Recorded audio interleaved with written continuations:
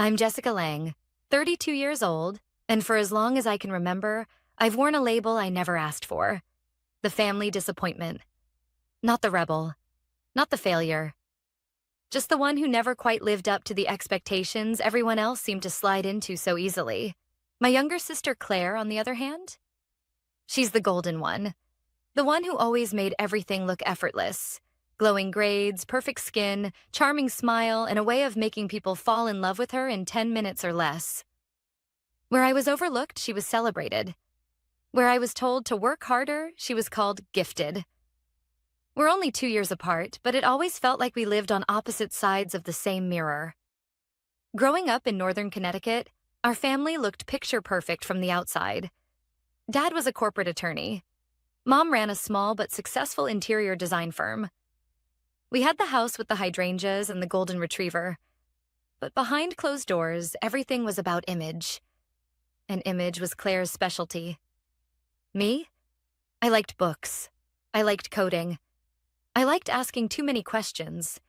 And by the time I was 15, I had already figured out that attention in our family was earned through perfection, or performance. And I was too exhausted to fake either. I remember one Christmas, I gave my parents a photo album I had made by hand, scanning old family pictures, adding personal captions, printing and binding it myself.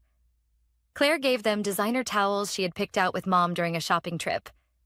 Guess which one made it onto Facebook? But I never resented her for it. Not really. Because the truth is, I loved her. I defended her. I cheered for her. I just slowly learned to cheer more quietly. From the sidelines. Still, I tried. I went to college, got my degree in computer science, landed a job at a tech firm in Boston. I thought maybe if I built something of my own, if I achieved success outside of their view, I could earn a different kind of respect. Not the loud kind, but the quiet kind that sinks in and stays. But every time I came home, it was like none of it mattered. How's work, Claire? Oh, amazing, Mom. They're letting me design the whole campaign. Applause. How's work, Jess? Still at the same place. Polite nods. Quick subject change. So when Claire got engaged to her college sweetheart, a finance guy named Ryan with symmetrical teeth and symmetrical morals, the whole family lit up. Mom immediately went into Pinterest overdrive. Dad offered to pay for the wedding. And suddenly, every family dinner was about floral arrangements, dress fittings, and destination bachelorette plans. I smiled. I said congratulations. I bought her the champagne. I even helped her design the invites, because, of course, she wanted them to have a touch of personality. And then came the bridal shower. It was hosted at our family home, catered, color-coded, complete with a donut wall that spelled out Claired. Everyone was there. Relatives, co-workers, childhood friends who barely knew her anymore. And when it was time for the toast to the bride, Claire stood in the center of the living room like it was her coronation day. She held up her glass, smiling sweetly. I just want to say how grateful I am. For everyone who believed in me. For everyone who supported me. Especially my family. I know I haven't always been easy. She gave a fake little laugh, eyes darting to me for a beat. But hey, at least I'm not the family disappointment anymore. Laughter. Real, audible laughter. And then clapping. Even Mom clapped. That moment, that single sentence, and landed like a punch I didn't see coming. I didn't laugh. I didn't cry. I just stood up. I reached into my coat pocket and pulled out a small velvet box, walked over to Claire, and dropped it in her lap. From one disappointment to another, I said, voice calm, heart pounding. Congratulations. And then I walked out. I didn't stay to watch her open it. I didn't need to. I already knew what was inside. And I knew what would happen the second she saw it. But I also knew this. Sometimes the best revenge isn't loud or cruel. It's controlled. And timed. I didn't drive straight home after the bridal shower. My hands were shaking too much to hold the wheel. So I pulled into the first empty church parking lot I found and sat there for a long time. Engine off, head resting on the steering wheel, breath shallow. I kept hearing the laughter. That claptrap applause. My mother's smile. My sister's smug little joke that landed like a slap wrapped in a satin bow. But more than that, I kept thinking about the velvet box. It wasn't just some dramatic stunt. It had meaning. Real meaning. And that's probably what made it hit so hard. See, what Claire didn't know, what no one knew actually, was that the item inside the box wasn't new. It wasn't expensive. It wasn't shiny. It was a key. A simple, worn, silver key. It had once belonged to my grandmother, Dad's mother, who lived alone in a modest yellow house on the edge of Manchester. I used to visit her every summer until she passed when I was 18. She was the only person in the family who made me feel seen. Not tolerated, not managed, just seen. She taught me how to braid garlic, how to balance a checkbook, how to listen when someone's words didn't match their eyes. And before she died, she called me into her room, thin, tired, but still sharp as ever, and handed me a small box. "This is for you," she said. "The house is going to your father, but the key? That's different. What's inside is yours." I remember looking at the key like it was treasure. Because to me, it was. After her funeral, Dad sold the house in under 3 months. Said maintaining an old place like that didn't make financial sense. I wasn't even consulted. I was 18 and invisible, so I didn't argue. But what no one knew was that I'd spent the summer before her passing helping her clear out the attic. And during those quiet afternoons, she showed me something she never showed anyone else. An old wooden trunk. Inside were her journals, letters, a few antique brooches, receipts from the cafe she owned before she got married, and one brown envelope labeled, "For Jess, when they make you forget who you are." I never opened it. I just kept it. For 12 years, that envelope sat untouched in a safe deposit box under my name. I wasn't ready then. I didn't even know what kind of forgetting she meant. Until Claire stood in front of that room and cracked a joke that said everything they'd all been too polite to say out loud for years. "You are the disappointment. You've always been the disappointment." That's when I knew. The box needed to be opened. And not just by me. So before the bridal shower, I took the envelope from the safe deposit box. I put it, unopened, inside that velvet ring box Claire had once thrown at me in high school during a fight. And I added the key on top, tucked inside the satin interior. The same key my grandmother once placed in my hand like it was sacred. That's what Claire found when she opened it. Not revenge. History. A truth she never bothered to learn. A few hours later, after my hands finally stopped shaking, I drove home to my apartment in Boston. It was nearly midnight when I walked in. My phone had been buzzing nonstop since 6:45 p.m. Mom, Dad, Claire, even Ryan. I didn't answer any of them, but I read the texts. Claire, "What the hell is this?" Mom, "Jessica, you embarrassed your sister in front of everyone." Dad, "Call me. Now." Ryan, "That was messed up. Totally inappropriate. You ruined her moment." Only one text made me pause. Claire again, 20 minutes later. "Where did you get that letter?" She hadn't even said there was a letter, but that text confirmed it. She had opened the envelope, which meant the real bomb had already gone off, because I knew what was inside that letter. I hadn't read it, but I knew. My grandmother never used words lightly. Whatever was written in those pages was meant to rattle something awake. Maybe even burn a few illusions to the ground. And Claire? She'd built her whole identity on illusion. I sat on the edge of my bed, phone still in hand, staring at that last message. Then I wrote back. "Now you know who the real disappointment was." I didn't wait for a reply. Instead, I reached under my bed, pulled out an old storage box, and began sorting through the rest of my grandmother's belongings. Because something told me this was just the beginning. That secrets never stay buried forever. Not when someone finally dares to open the box. And I had a feeling Claire wasn't the only one who needed to be reminded of that. The next morning, I woke up to 14 missed calls. Claire had tried twice. My mother 5 times. My dad, who normally only called for major holidays or legal advice, had called 4 times. Even Ryan had tried once more, though I deleted that voicemail before I could hear his full tone of fake concern. I didn't feel regret, just something heavier, something older. The kind of weight that doesn't come from one night, but from decades of playing the role no one admits they cast you in. I made coffee, sat in silence, and finally opened my laptop. I had emails to answer, but I couldn't focus on code. Not today. My brain kept circling back to one question. What exactly did my grandmother write in that letter?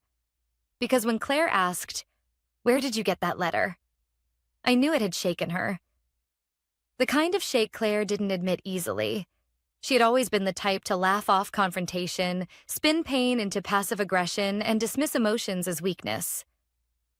So for her to send that message, it meant she had read something that cracked her version of the story. Around noon, I got a text from an unknown number. "Jessica, it's Aunt Deborah. Your mother gave me your number. Claire is beside herself. What did you put in that box?" I didn't answer, but I did search through the storage box under my bed, pulling out everything that had once belonged to my grandmother. The old birth certificates, clipped newspaper articles, the deed to the house, even the faded menu from the cafe she ran in the 70s. And then I found it. Another letter. This one wasn't in an envelope. It was folded into quarters and tucked behind a photograph of her standing with a man I didn't recognize. On the back of the photo, in my grandmother's neat cursive, were the words, 1968, Arthur. The truth I never told Daniel. Daniel was my father. I hesitated, then opened the letter. "Jessica, if you're reading this, then you've reached a point in life where being invisible has become unbearable. I'm sorry it took you this long to get here. I wish I had been around to help you navigate this sooner. But if nothing else, let me give you this. There are truths your father never knew. Truths I never told because I thought protecting his pride mattered more than protecting your worth. Your father always wanted a son who would reflect his ambition. He got 2 daughters instead, one of them being me. And later, when he had children of his own, he projected all his insecurities onto you. Not because you were weak, but because you were strong. Too strong to play the game the way Claire did. He never knew how to handle girls who didn't smile when told to. That's not your fault. That's his fear. I saw so much of myself in you. The fire, the stubbornness, the ability to stand in the storm without bending. And I knew that one day, they would try to break you. With silence. With coldness. With comparison. That's how emotional control works. It doesn't shout. It whispers, "You're not enough." But you are. You always were. And if you ever doubt that again, remember this. Nothing powerful ever grows in comfort. Diamonds form under pressure. Rockets launch against gravity. You are not a disappointment. You are a reckoning. With love, Grandma May. I didn't realize I was crying until my coffee had gone cold in my hands. The words didn't just speak to the present. They explained the past. They gave shape to a wound I had carried without ever understanding how it had formed. And suddenly, I understood why Claire had screamed when she read her letter. Because inside her envelope was likely something just as personal, just as pointed. I didn't know the exact content, not yet, but I knew my grandmother. She didn't write words without intention. She didn't leave weapons. She left mirrors. And maybe that's what scared Claire the most, seeing a version of herself she had spent years avoiding. Around 4 p.m., Claire sent another message. Why would she write that to me? This time, I answered, maybe because she knew one day you'd need to hear it. A full hour passed before her reply came. I don't know what to do with it. I stared at the screen, then typed back, you don't have to do anything, just don't pretend it doesn't exist. Because for once in our lives, it wasn't about performance, or applause, or who's the golden one and who's the failure. It was about the truth. And once truth is opened, like a letter, like a box, it never really fits back into silence. 2 days after the bridal shower, I showed up at my parents' house unannounced. Not out of guilt. Not even to make peace. I just needed answers. Mom opened the door like she was expecting someone else. When she saw it was me, her mouth tightened into that familiar, thin-lipped line, the one she always used when trying to stay polite in front of guests. "Jessica," she said, "we weren't expecting—" "I know." I cut her off gently. "I just want to talk. With both of you." Dad was in the kitchen, nursing a glass of bourbon like it was medicinal. He barely looked up when I entered, just gestured toward a chair and said, "Sit, if you're staying." Mom followed behind me, visibly tense, as though I might explode again. Like I had at the bridal shower. As if honesty were dynamite. For a few seconds, no one spoke. I could hear the refrigerator humming, the ice shifting in my father's glass. Then I said it.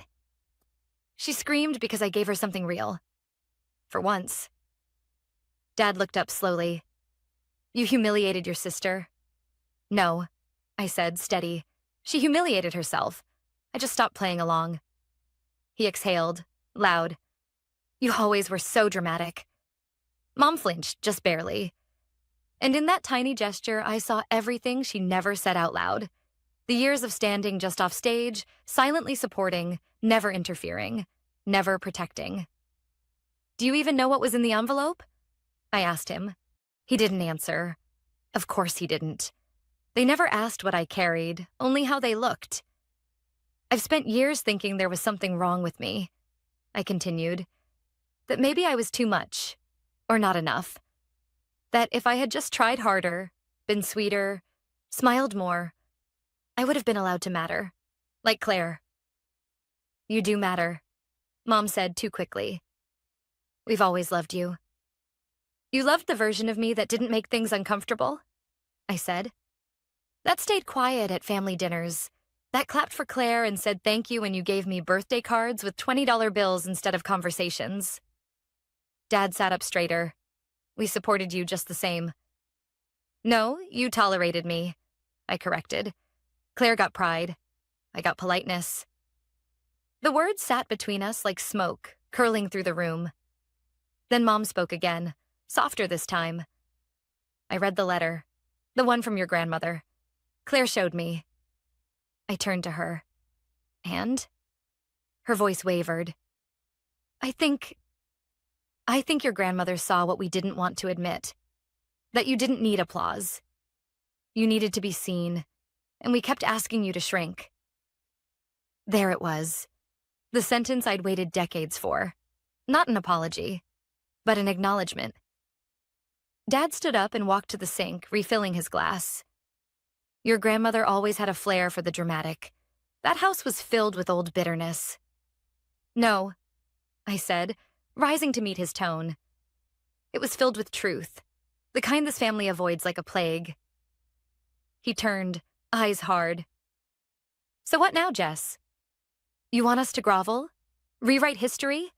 Throw Claire under the bus for your validation?" "No," I said calmly. "I want you to stop pretending everything's fine when it's not. I want you to understand that damage isn't always loud. Sometimes it's the silence after you call someone a disappointment and expect them to smile anyway." For a moment, none of us moved. Then, from the hallway, came a voice I hadn't heard in 2 days. I asked her to give me the box. It was Claire. She stepped into the room wearing a hoodie and sweatpants. The first time I'd seen her not perfectly polished in, well, years. "I told her to do something bold," she continued. "I didn't know what she'd bring, but I asked for it. I said, 'If you want to be seen, then make them see you.'" Dad looked at her like she had lost her mind. "You planned this?" "No," Claire said, "but I provoked it. Because I knew she was about to disappear again, and I couldn't let her, not this time." My breath caught in my chest. Claire looked at me, and for once, the sarcasm was gone. "The letter, it talked about how we both played our parts, how I played the perfect one to keep the peace, and how you were the mirror we kept trying to break." I nodded slowly. "Turns out," she said, "mirrors don't break that easy."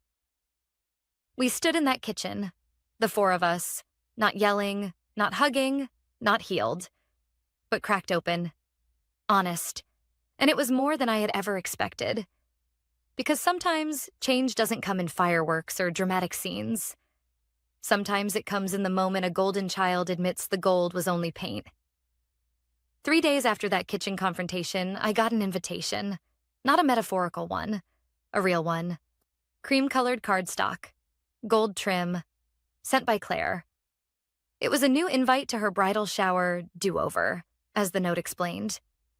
This time, she wrote, no performance. Just the people who need to be in the room. I'd like you to be there. And I'd like you to speak, if you want to. I read the note 3 times before setting it down on my desk. It was surreal. Claire asking me to speak at her shower? The same Claire who used to roll her eyes when I corrected her grammar or asked too many nerdy questions at dinner? The same Claire who used to tell her friends I was just introverted when I disappeared into books at family parties? That Claire was shifting, but healing isn't linear. It doesn't arrive with one box and one confrontation. It unfolds in pieces, like slow-blooming truths. So, I didn't say yes right away. Instead, I sat on my balcony, watching the Boston skyline flicker in the early evening. And I thought about what I would even say, if I did go. Not revenge, not payback, but truth, the kind that's been earned. The next day, I called my grandmother's old neighbor, Mrs. O'Malley. She was nearly 90 now, but she still lived across the street from where Grandma May used to keep her yellow house, the one Dad sold like it was dead weight. Mrs. O'Malley answered on the 3rd ring. Jessica Lang, she said, her voice clear. You sound just like your grandmother. That nearly made me cry. She remembered the house, of course, and she remembered the summer I helped clean out the attic. You were the quiet one, she said, but not shy. There's a difference.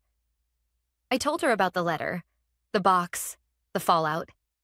She listened the way only the elderly can, with stillness, without trying to fix it. When I was done, she said, that house may be gone, but the stories inside it aren't. Sounds like your grandmother trusted you to carry them forward. And for the first time, I didn't feel like a disappointment. I felt like a torchbearer. A few days later, I showed up to Claire's new bridal shower. It wasn't held at our parents' house. It was hosted in a cozy cafe near the edge of the city, where the lighting was warm and the chairs mismatched in a way that felt real. There were maybe a dozen guests this time. No extended cousins, no coworkers who only came for the wine, no Instagram backdrops. Just people who mattered. Claire wore a soft blue dress, minimal makeup. No crown of flowers or perfectly rehearsed smile. She looked like a version of herself I hadn't seen since we were teenagers. She greeted me at the door with a long, quiet hug. I wasn't sure you'd come, she whispered. I wasn't either, I replied, but I'm glad I did. Halfway through the afternoon, after the cake was cut and people were sipping mimosas, Claire stood up. I know we did this already, she said, voice steady. And I know some of you heard things at the first shower that were unexpected. A few nervous chuckles followed. But I want to take a moment to acknowledge something. Or rather, someone. She looked straight at me. My sister Jessica, she said, has been many things in this family. Helper, fixer, protector, and yes, truth-teller. And for years I let her carry all the hard things while I performed the easy ones. But not anymore. She paused. Jess, would you mind saying a few words? The room turned toward me, and for a moment I felt that old weight rise again. The voice in my head whispering, don't stand out, don't make it weird, don't speak too loud. But I stood anyway. I walked to the center of the room and cleared my throat. Thank you, I began, for giving me a space I never expected to have. Not because I need a microphone or a spotlight, but because for a long time I believed I didn't belong in rooms like this. Family rooms, celebration rooms. The truth is, I wasn't the disappointment. I was just different. And different isn't a flaw. I looked at Claire, who was watching me without blinking. We all play roles, I said. Some we choose, some we inherit. But eventually, we get to decide whether we keep playing them, and I've decided to put mine down. I didn't cry. I didn't shake. I just spoke. Clearly, calmly, like someone who had finally stopped asking for permission to be seen. After the speech, something shifted in the air. Not dramatically. Not with applause or gasps or a teary standing ovation. It was quieter than that. A stillness. The kind that follows when something heavy finally lands and everyone realizes they've been holding their breath. Claire stood first. She didn't say anything. She just walked over and hugged me. Longer this time, with no whispers, no rehearsed sentiment. Just arms wrapped around arms. Real. Then one of her friends started clapping. Then another. And before I knew it, a slow, honest round of applause filled the room. Not for performance, but for release. For growth. For the courage it takes to say, I'm not who you thought I was. And that's okay. That night, after the guests had gone and the cafe lights were dimmed, Claire and I stayed behind to help the staff clean up. She insisted on wiping tables while I stacked used plates. It felt surreal. Us doing something together. Something normal, without the roles we'd both learned to play. She handed me a damp cloth. Do you want to know what was in my envelope? I paused. Only if you want to tell me. She leaned against the counter. It was a copy of an old letter Grandma wrote my dad. One she never sent. My brows lifted. To Dad? She nodded. She wrote it the day I was born. Apparently, she overheard him say he was relieved the second child was normal this time. That I wouldn't be difficult like you. My stomach tightened. I didn't know he said that. Neither did I, but Grandma did, and she called him a coward. Said any man who confuses silence for goodness is raising sheep, not children. I let out a quiet, bitter laugh. Sounds like her. Claire shrugged. She also wrote something else. That one day, the difficult one would be the only person in the family brave enough to face truth out loud. And that I'd either grow to resent it or respect it. And which did you choose? I asked. She met my eyes. I'm still choosing. It was the most honest answer I'd ever heard her give. As we walked out of the cafe, she handed me a small envelope. This was also in the box, she said. I think she meant it for both of us. I waited until I got home to open it. Inside was a single photograph. Old, faded, edges curled. It was of Grandma May holding two babies, one in each arm. Claire and me. She was laughing, her head thrown back, hair a mess, eyes squinting in the sunlight. On the back, she had written in blue pen, "Let the world call you difficult. It means you didn't bend. Stay upright." I placed the photo in my bookshelf, tucked behind a frame of my college graduation, the one no one in my family attended. Not out of spite, but as a reminder. Because healing doesn't mean rewriting history. It means reframing it. And I had finally done that. Claire's wedding was held 4 weeks later. It wasn't perfect. There were awkward silences at the rehearsal dinner. Tension between our dad and me that never quite resolved. Mom stayed mostly neutral, walking a careful line between peacemaker and passenger. But Claire? She was different. Her vows were raw. Her gratitude was real. And during the reception, during the speeches, she raised a glass and said, "To my sister, who showed me that some legacies are worth breaking." I didn't cry then. I just nodded. Because that moment wasn't about being forgiven or celebrated. It was about being understood.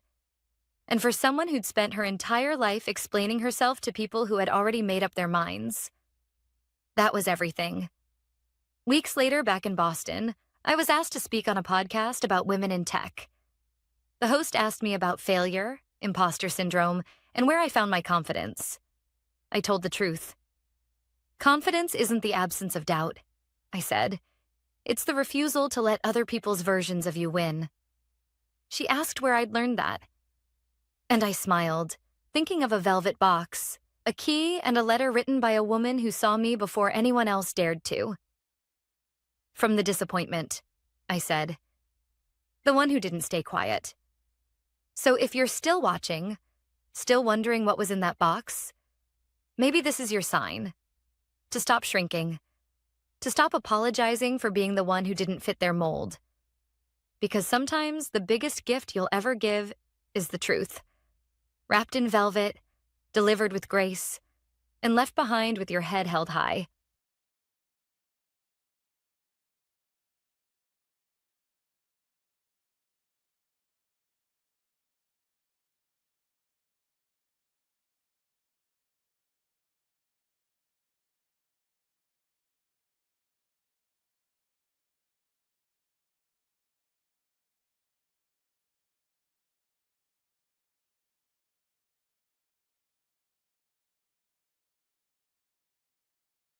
There's a particular kind of silence that settles over a building when leadership changes. It isn't loud. It's cautious, like the walls are waiting to see what happens next. That Friday morning, the hallways of Elridge and Company were unusually quiet. Not in the comforting way. No, this was the kind of silence that made people walk faster, speak softer, and glance twice over their shoulder. I had worked there for 9 years, long enough to understand what silence like that usually meant. The CEO, Richard Elridge, was taking a medical leave after an unexpected surgery. Temporary. That's what the memo said. A brief pause for recovery. It sounded reassuring, but anyone who had worked in corporate long enough knew that temporary could become permanent the moment the board smelled a new direction. And the new direction had a name. Chase Elridge. Richard's son. He was 31, tall, tan, and always dressed like he was attending a startup pitch event. No tie. Slim fit suits. Perfect hair. He'd interned with the company for one summer 6 years ago and apparently believed that was enough to run it. The board agreed. Or at least pretended to. Nepotism had its own kind of gravity. Chase was announced as interim director, but the word interim faded quickly from everyone's vocabulary. He walked in like he'd already won. And technically, he had. I watched from my small glass-walled office near the Translation and International Relations Department. Not a flashy space, but quiet, private, and with just enough of a view of the main lobby to observe everything without being seen. That suited me. My work was built on quiet observation, listening, absorbing, decoding not just words, but intention. I speak 7 languages. Not just conversational phrases, but fluency. Business-level understanding, cultural nuance, regional etiquette. I'd worked with clients from Tokyo to São Paulo, mediated fragile contract disputes in Mandarin, negotiated logistics delays in Russian, and even once handled an emergency protocol misunderstanding with a French customs official that could have delayed a $12 million shipment. But Chase didn't know that. He didn't ask. He didn't even glance in my direction the first time we crossed paths in the hallway. He looked through me, past me, like I was a placeholder in his perfectly curated vision board of company transformation. He greeted loud sales guys by name, gave nods to marketing leads. But when he passed the quiet departments, the ones doing the actual heavy lifting, he barely blinked. I wasn't offended. I was amused. That afternoon, a small group of us gathered in the staff lounge for coffee. The kind of people who had been there before corporate transformation was trendy. Veterans, survivors. One of the senior analysts, Mark, leaned in and whispered, "He's already scheduling department reviews. Fast ones. I heard he wants to cut international consulting overhead." I stirred my coffee slowly. Let me guess. He thinks Google Translate can handle our client briefings? Mark chuckled, but it wasn't a warm sound. Probably. I didn't say more. There was no point in arguing with decisions not yet made. I'd seen young executives come and go, all convinced they were the first to discover efficiency. But this time, something felt different. Not because Chase was sharper, he wasn't, but because he was confident in ways only the profoundly unaware could be. Later that day, as I finalized a briefing packet in Mandarin and Portuguese for a Monday client presentation, my inbox pinged. Subject line, Department Realignment Review, URGENT, from Chase's assistant. Time, 4:30 p.m. Odd time, no agenda. I walked in 10 minutes early, just in case. Chase was already seated at the long table, flipping through a file I recognized as the quarterly performance reviews. My review sat on top, printed in black and white. "Natalie, right?" he said without looking up. "Yes. Appreciate you coming. We're simplifying things around here. Streamlining." He said streamlining like it was a magic spell, as if it would make inefficiency evaporate on command. "Your department is a bit specialized," he continued, "and expensive. We've decided to outsource language needs to an international firm in Singapore. It'll cut costs and consolidate operations." I stared at him for a moment, studying the careless way he said it. No malice, just assumption, as if I was an outdated tool. "Effective immediately?" I asked calmly. He nodded. "You'll be off payroll by Sunday. HR will send your severance details. Of course, we appreciate your time here." I smiled. Not bitter, just quiet. Then I slid my laptop across the table. "Well," I said, standing, "good luck with your meeting on Monday." He blinked, confused. "Which meeting?" "You'll find out." And with that, I left the room. I didn't slam the door. I didn't cry. I didn't say another word. But as I walked down that hallway, I felt the shift begin. Because some storms don't need thunder to announce themselves. They just need silence. By the time I reached the parking garage, the sun had begun to dip behind the skyline, casting long shadows across the pavement.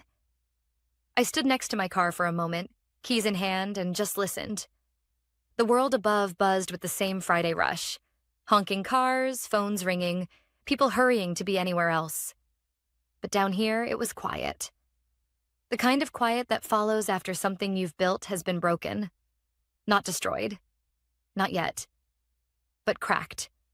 Right down the center. I sat in the driver's seat and opened my laptop one final time before surrendering it to sleep mode. On the screen was the meeting brief I had prepared over the past 2 weeks. Mandarin, Portuguese, Arabic.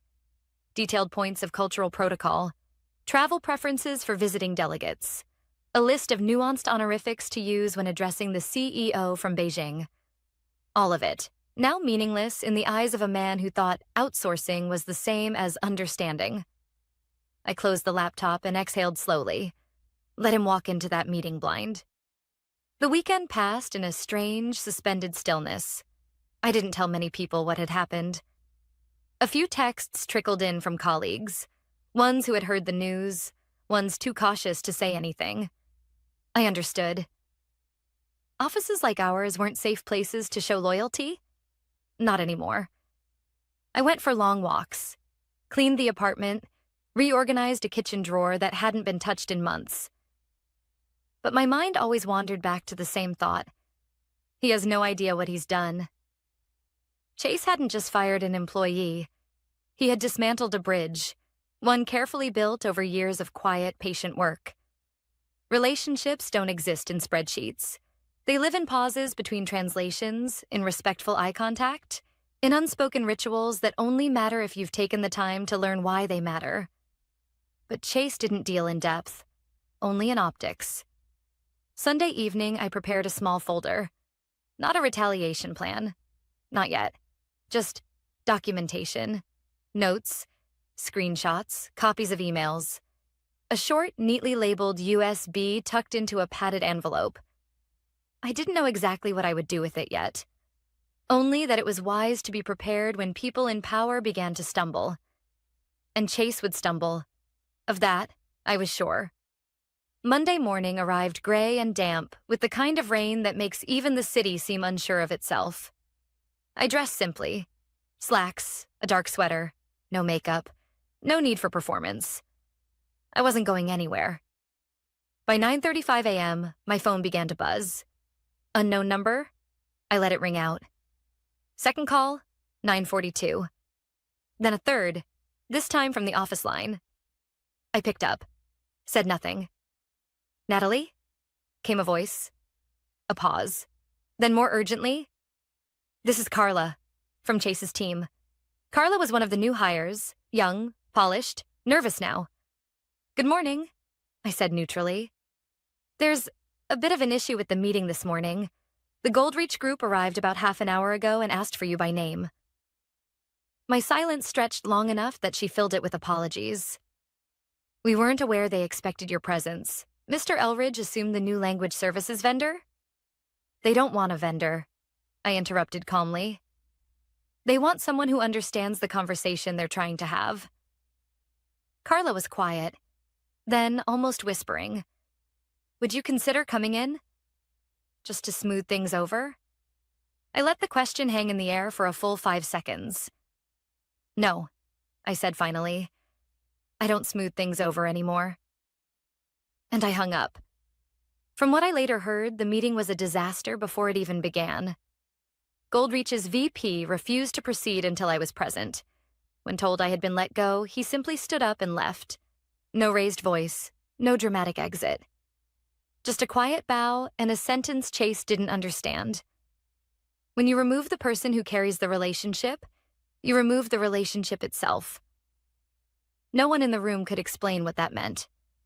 But the moment the delegation walked out, they understood exactly what they had lost. By lunchtime, the office buzzed with whispers. Someone had seen Chase slam a door. Someone else said the CFO looked like he'd seen a ghost. Carla sent one final message to my personal inbox. One line. "I think you should know, the CEO is back from medical leave." I read it twice. Then I smiled. Because if there was one person who understood exactly what I did at Elridge and Company, it was Richard Elridge. And something told me that Monday afternoon was going to be a very long one for his son. By the time Chase realized the full extent of the fallout, it was already too late. I heard from a former colleague, Mark, the one who always knew more than he said. He called that evening, his voice hushed and urgent, like he was telling me state secrets. "They're panicking," he said. After Goldreach walked out, the CFO demanded an immediate debrief.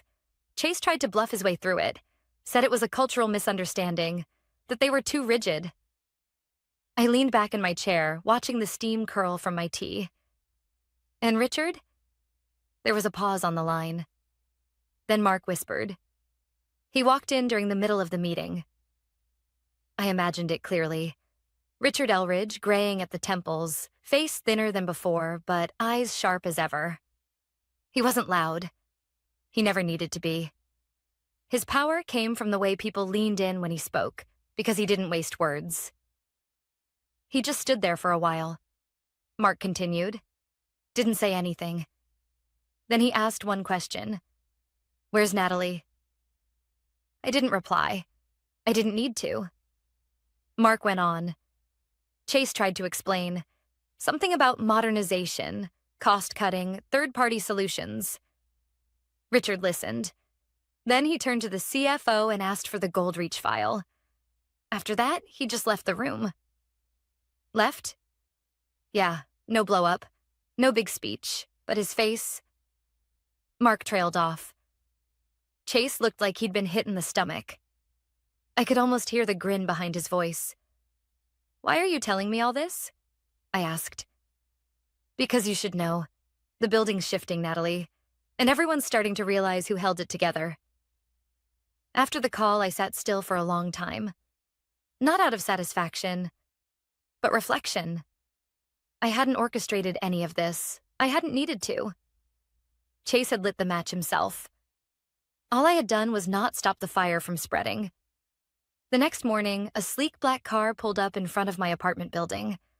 I watched from the second-floor window as a driver stepped out, checked his phone, and looked up at my unit. I didn't move. I already knew what the message would say. A few minutes later, my phone buzzed. From Richard Elridge. Subject: request to meet, private. The email was short, just 2 lines. "Natalie, I'm deeply sorry for what occurred. I would appreciate the chance to speak with you. My office, 10 a.m. Please consider it." No pressure, no demand, just respect. I stared at the screen, weighing my options. Part of me wanted to delete the message and move on. But another part, the part still carrying 9 years of loyalty, knew I needed to hear what he had to say. At 9:55, I stepped into the Elridge and Company lobby one last time. It looked the same. Marble floors, tall glass panels, the faint scent of coffee and printer toner. But something was off. People weren't smiling. Conversations were clipped. A receptionist who once greeted me by name now looked up with wide eyes, unsure if I was friend or ghost. The elevator ride was silent. When I stepped into Richard's office, he was already standing. He looked tired, but not weak. A man who'd stared at his company's unraveling and returned before it collapsed. "Natalie," he said quietly. "Thank you for coming." I nodded. "You asked." He gestured to a chair and sat across from me. No desk between us. No titles. "I've made a terrible mistake," he said without hesitation. Or rather, I allowed one to be made in my absence. And it cost us a partnership I spent 12 years cultivating. "It cost you more than that," I replied. "But I imagine you know that now." He nodded once, solemn. "Chase didn't understand what you did for us. He still doesn't. But I do. And I'm sorry." Silence settled between us. For once, it wasn't uncomfortable. It was clarifying. "I'm not asking you to return," Richard said. "I suspect you're already considering better opportunities, and you deserve them. But if you'd be willing, I'd like to hire you as an independent consultant. Not under Chase. Not under anyone." He reached into a folder and slid a document across the table. It was clean.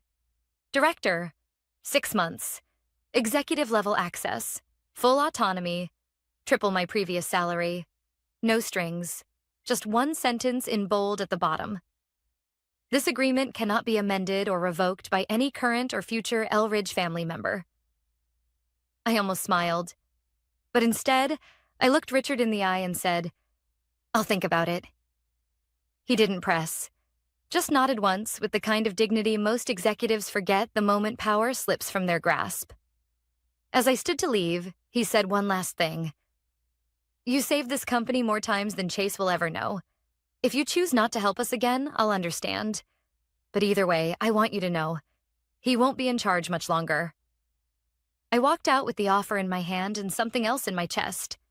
Not triumph, not revenge, something quieter, sharper, control. And I knew exactly what I was going to do with it. I didn't rush to respond to Richard's offer. I knew better than to jump at an apology wrapped in a contract. Especially one written in ink but motivated by desperation. Power, when misused, always tries to come back cloaked in humility. But true humility doesn't ask for a favor. It takes responsibility. And Chase? Chase had taken nothing but shortcuts. 3 days passed, long enough for the executive floor to grow increasingly anxious. I could feel the tension without even being there. Messages trickled into my inbox, first from HR, then the CFO, and finally from a name I hadn't seen in years, Marcia Loring, head of global partnerships. Her email was careful, full of soft corporate phrases like collaborative solutions, strategic bridge building, and the ever-reliable moving forward. But beneath the tone, I could hear what she wasn't saying. The cracks were spreading, and they needed me to stop the walls from collapsing. I responded with a single sentence. "Have Chase call me directly." I didn't want a boardroom full of apologies. I wanted to see if the boy who fired me could swallow his pride. And he did. 2 hours later, my phone rang. His name lit up on the screen like a headline waiting to fail. I let it ring once, then twice. Then I picked up. "Hi, Natalie," he said quickly, voice tight and rehearsed. "I just wanted to reach out personally to see if we might clear the air and discuss next steps." I didn't respond. Silence has a gravity some men can't survive. He cleared his throat and pressed on. "Obviously, there were misunderstandings earlier. I think we both want what's best for the company, and I believe we'd benefit from your insight as we move forward with our international partners. We, I echoed, just enough frost in the word to make him pause. Of course, your terms would be respected. He added hastily. Full consulting authority. Remote flexibility. Whatever's needed. He didn't mention the firing, the insult, the meeting I prepared that unraveled the moment I left. And that silence told me everything. You know, I said calmly, there's a phrase in Japanese. The nail that sticks out gets hammered down. But in Mandarin, there's another one. Kill the chicken to scare the monkeys. Do you know what they mean? Chase laughed nervously. I don't speak either language. I know, I said. That's why this happened. I let the silence stretch until he started to squirm again. Then I said, I'll consider the offer, but on one condition. Of course, anything. I want full access to the client database, I said. Internal memos, vendor reports, partner comm logs, everything that went through the international channels since I left. He hesitated. That's confidential. Then we're done here. No, wait. He backtracked quickly. You'll have access. I'll send the clearance forms this evening. Good, I said. Let's schedule our first meeting Monday morning. Fantastic, he said, relief creeping into his voice. Welcome back, Natalie. But I didn't say thank you, because I wasn't coming back to help him. I was coming back to see what he broke, and how deeply the damage went. Monday morning, I walked into the building like a shadow returning to claim its space. No announcement was made, no formal introduction, just a badge handed back, a guest pass converted quietly into permanent clearance, and a temporary office, a cold glass cube between legal and procurement. Not an office, a cage with windows. Perfect. I smiled politely, said nothing, and opened my laptop.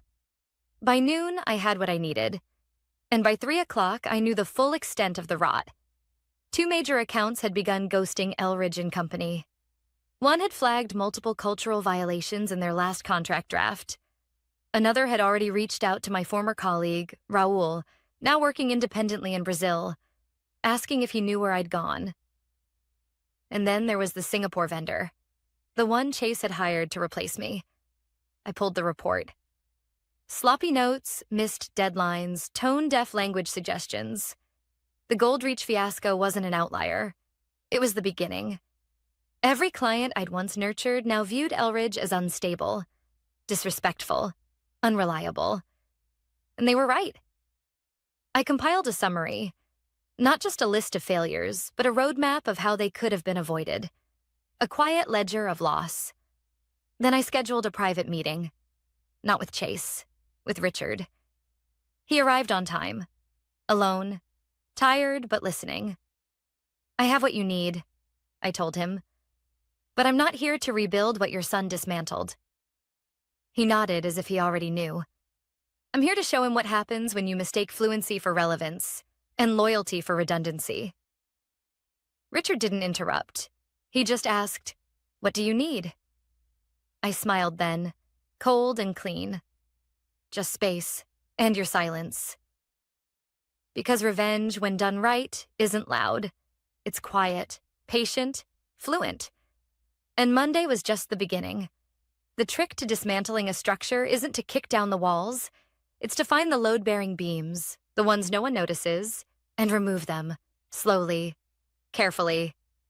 Let gravity do the rest. That's what I did. Each morning, I arrived early, long before the suits filled the halls with artificial energy. I didn't draw attention. I didn't bark orders. I simply worked. Calm, surgical, silent. I reviewed Chase's communications with our international clients. Most were laughable. Form emails, copied and pasted translations, stripped of nuance and warmth. In a deal with a Tokyo-based firm, he had addressed the CEO by his first name in the subject line. Twice. In Portuguese, he had reversed formal and informal tone, effectively calling a senior partner bro. And in one Chinese contract, a vendor clause had been mistranslated to imply the client would cover our penalties for failure. That one nearly cost us a $12 million renewal. It wasn't just linguistic incompetence, it was cultural arrogance. I documented everything. Quietly flagged files, cross-referenced dates, logged complaints that had been buried or ignored. Each note added weight to the case I was building. Not to punish, but to prove. Prove that respect isn't optional. And Chase? He paraded through the building with performative energy. Rushed meetings, loud hallway conversations, LinkedIn posts about modern leadership in a global era. I passed him once in the break room. He gave me a tight, toothless smile. "How are things going?" he asked, like a man trying to make peace with a loaded gun. I smiled gently. "Fluent." He didn't get the joke. That afternoon, I called Mr. Kenji Mori, CEO of the Japanese firm we were on the verge of losing. We hadn't spoken in almost a year, not since Richard's final trip before his health declined. Kenji answered on the first ring. "Natalie," he said, warmth evident even through the staticky connection. "You've returned?" "Briefly," I replied. "As a consultant, but I wanted to reach out before decisions are made." He was quiet a moment. Then, "Your company has forgotten our culture. Our expectations. I'm aware. And now they remember. Only because they are afraid." I didn't defend us. I didn't offer hollow apologies. Instead, I said the only thing that mattered. "You were right to be offended." That silence, earned, respectful silence, is more valuable than any PR campaign. Kenji sighed. "We will delay our decision. For 1 week, but we expect more than words." "You'll have them," I said. After the call, I didn't inform Chase. I didn't need to. He hadn't even realized Kenji had stopped responding. Instead, I began restoring what had been broken. I personally rewrote the contract in Japanese, complete with appropriate honorifics, localized phrasing, and embedded etiquette notes. I attached it to a handwritten letter. Yes, an actual letter. Sealed with the company's original gold-embossed stationery. A gesture that meant something. And while I did that, the cracks inside Elridge and Company widened. The Brazilian firm canceled an upcoming site visit. The Indian tech partner pulled back funding for a joint research proposal. And one of our senior regional consultants resigned, citing irreconcilable leadership. The board started whispering. By Thursday, Chase looked like a man walking across cracking ice. He paced more, fumbled through presentations, called meetings that went nowhere. He tried to pin the delay with Kenji's firm on communication lag. The CFO didn't believe him. Neither did Marcia. And then came the internal memo. Marked confidential, but forwarded anyway. First to me, then to half the building.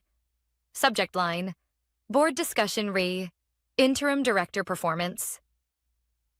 That night, I stayed late in the office, sipping cold green tea from a chipped mug I had kept in my drawer since year 3. Chase's voice echoed faintly from the conference room. Fast, defensive, alone. At 9:18 p.m., I received a short text from Richard. "Final meeting, tomorrow, 8:30 a.m., my office." No other details. I sat back, letting the quiet settle around me. This wasn't about revenge anymore. It never really had been. This was about truth, about competence, about the cost of underestimating the people who keep the machine running. Not loudly, but fluently, patiently, with care that can't be replicated in an app or outsourced to a stranger halfway across the world. I closed my laptop, stood slowly, and walked through the empty office. Past the glass walls, the blinking screens, the echo of short-sighted ambition. I thought of the first time I walked into this building. Young, focused, hopeful. Tomorrow I would walk in again, but not as the quiet one they forgot to ask for, as the one they'd have to answer to. The next morning, I arrived at Elridge and Company 15 minutes early, not out of nerves, not to prepare. I simply wanted a moment to stand still. The lobby was quiet, the kind of quiet that follows when people are holding their breath. Eyes tracked me as I walked across the marble floor. Some curious, some cautious, a few relieved. No one spoke. No one had to. The air said enough. I took the elevator to the top floor and stepped out into silence.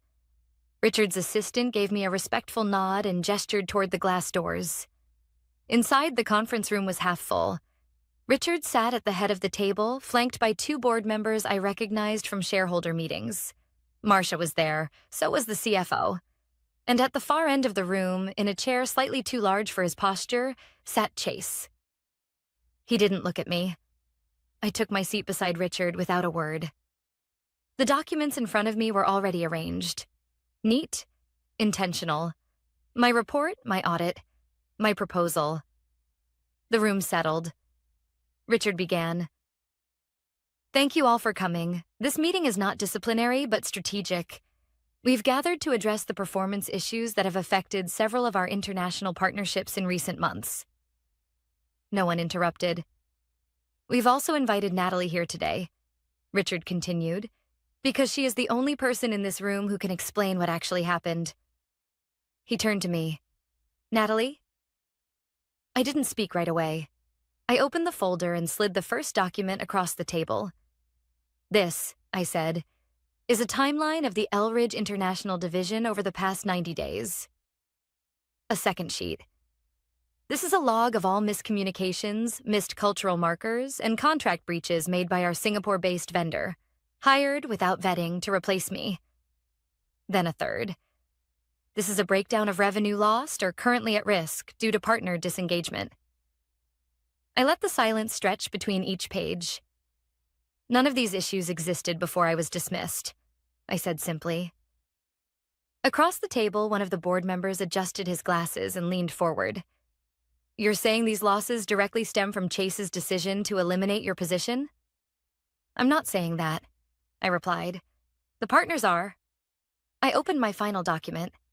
These are direct statements from 3 international partners, including Kenji Mori, declaring their willingness to return under one condition. The room waited. I looked directly at Chase. That I stay, and that he steps down. Chase finally looked up. His face had the stiffness of someone trying to hold back emotion, but not knowing which one. He opened his mouth, but Richard raised a hand. No more spin, Chase, he said quietly. We've seen the numbers, heard the silence. But Chase began, then stopped. There was nothing left to say. Richard turned to the board. Effective immediately, I'm reinstating myself as active CEO. Chase will take an indefinite leave from operations, and the interim leadership board will reevaluate the structure of the Global Partnerships Department. The vote was unanimous. I said nothing. I didn't gloat. I didn't even look at Chase again. I gathered my papers. As I stood, Richard said, Natalie, if you're willing to stay, I'd like you to lead the reconstruction of our international strategy team. I paused, then smiled. Not wide. Not sharp. Just complete. I'll need a new office, I said. Richard smiled back. Pick one. As I stepped out into the hallway, I passed Chase. He didn't speak, but I did, quietly. You fired me because you didn't understand what I did. You brought me back hoping I'd save what you broke. But I didn't come back for you, Chase. He blinked, still not meeting my eyes. I came back so you'd see the difference between holding power and deserving it. And I walked on. That afternoon, I sat in a sunlit corner office on the 12th floor. The desk was empty. Clean. A fresh start. I opened my laptop, sipped a cup of jasmine tea, and typed my first email of the day. To Kenji Mori. Subject, renewal, with respect. As I hit send, I thought about everything that had happened. Not just the loss, the insult, the firing, but the assumption behind it. That experience can be replaced. That loyalty doesn't matter. That relationships are disposable. They were wrong. You can't outsource fluency. You can't automate trust. And if you mistake silence for weakness, don't be surprised when the quiet ones bring the whole system down. With precision, not noise. Some endings don't come with applause. They come with restored balance. And that's more than enough.